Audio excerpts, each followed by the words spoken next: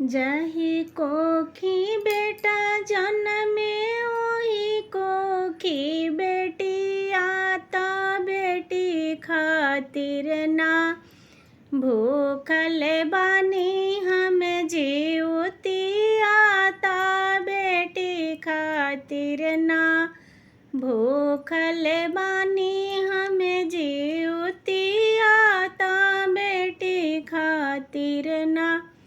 हे जीवत बहन बाबा देहि नाया शिष्या ता बेटी खातिर ना भूखल बानी हम जीवती आता बेटी खातिर ना भूखल बानी हम जीवती आता बेटी खातिर ना। देवा घरा जाई के हो जलावा चढ़ाई के पूजी महादेवा हाथ जोड़ गौरा माई के।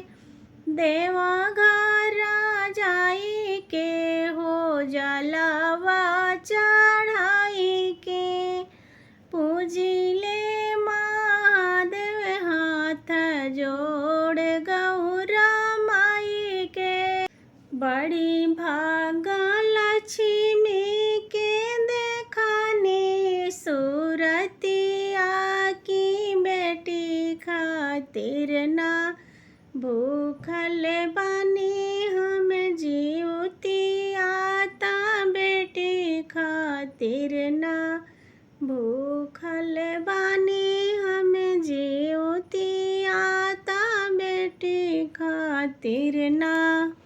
बिटिया हमार हई आँख के पुतरिया बिटिया हमार हई आँख के पुतरिया रखी निरोग दिहा लमहर उमरिया रखी निरोग दिहा लमहर उमरिया।